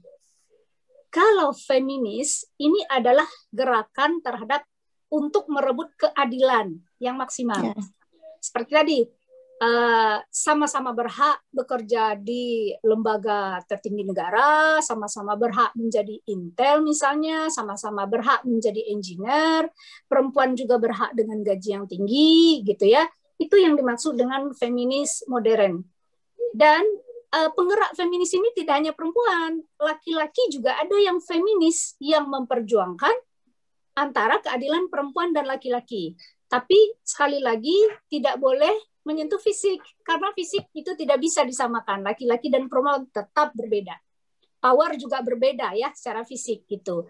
Nah, jadi dalam kaitan ini, ibu-ibu, kita sama-sama belajar. Yang penting anak kita ini salah pahamnya di mana nih? Kalau misalnya salah pahamnya dalam konteks feminim, dia kurang suka dengan wujudnya sebagai perempuan misalnya, nah di sini mungkin kita harus hati-hati. Nah, tapi kalau misalnya dia seorang feminis katanya kan, kita tinggal pantau feminisnya dalam hal apa gitu. Artinya kalau anak perempuan misalnya, wah saya ini feminis yang artinya dia berjuang supaya selalu adil. Ini justru bagus, berarti anak perempuan kita dia percaya diri sehingga betul, kecil tapi ada gerakan. Iya, tapi ada gerakan feminisme di Eropa terutama ya, mungkin. Jadi dia sekular agamanya. Mereka rata-rata Islam sekular feminisme. Itu udah pasti itu. Kalau saya lihat ya, nggak tahu mungkin salah atau tidak, saya lihat para pergerak feminisme itu jadi Islam liberal yang Muslim ya. Betul, itu feminis itu banyak cabangnya memang. Karena itulah dengan diskusi kita dengan Kak Sarah tadi, dengan uraian dari Bu Dini tadi, kita tinggal kuatkan aja nih rootnya, akarnya di keluarga. Nah, betul, itu maksud saya. Jadi ya, saya mau mengarahkan ke Muslimnya gitu. Mungkin tadi Uni Sarah kan kasih link tentang Tasnim Nazir, mungkin itu bagus ya. Saya kasih link untuk anak saya itu gitu.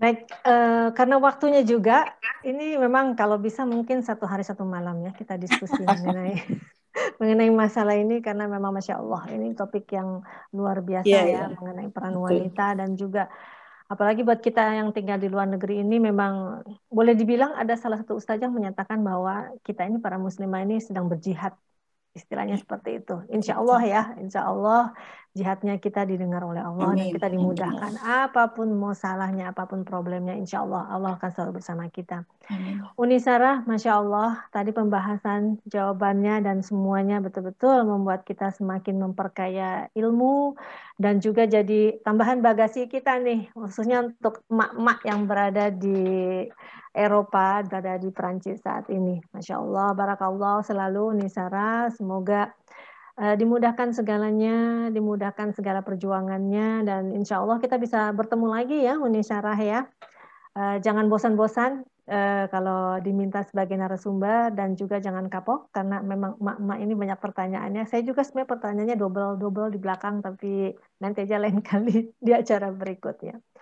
Baik, mungkin Uni Sarah ada sedikit kesimpulan yang ingin disampaikan sebelum saya tutup, silakan. Iya, saya juga nggak mau berlama-lama karena apa namanya sebentar lagi di sini udah waktu maghrib, waktu Jogja, jadi maghribnya lebih cepat ya gitu daripada Jakarta. Saya cuma ingin mengutip salah satu pepatah Arab, gitu ya. Ini pepatah Arab yang saya kira awalnya dari sebuah hadis, tapi ternyata bukan. An-nisa madul bilad. Perempuan itu adalah tiang negara. Apabila perempuannya itu baik, maka baiklah negara itu. Tapi jika perempuan itu rusak, maka rusaklah negara itu. Sekian dari saya, kurang lebihnya mohon maaf. Assalamualaikum warahmatullahi wabarakatuh. Waalaikumsalam. Masya Allah, penutup yang benar-benar top chair. Itu PR buat kita semuanya.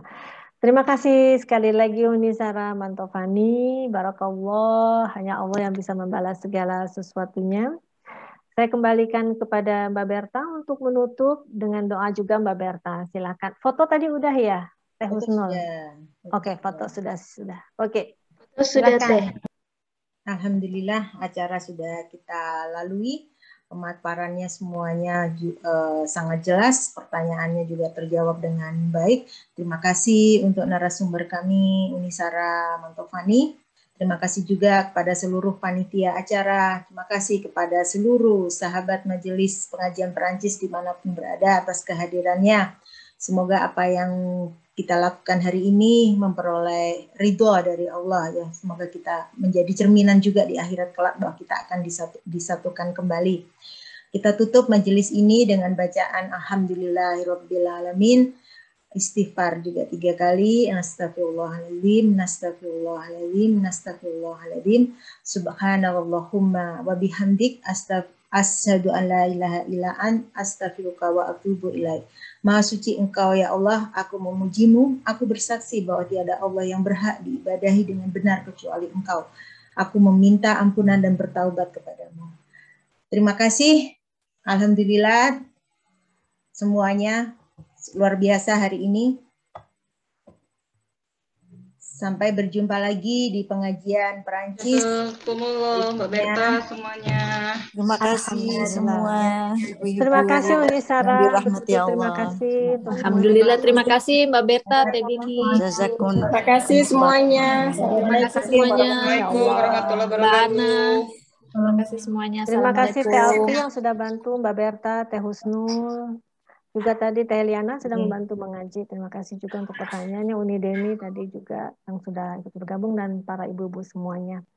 Saya tutup. Waalaikumsalam warahmatullahi wabarakatuh. Waalaikumsalam Waalaikumsalam warahmatullahi wabarakatuh.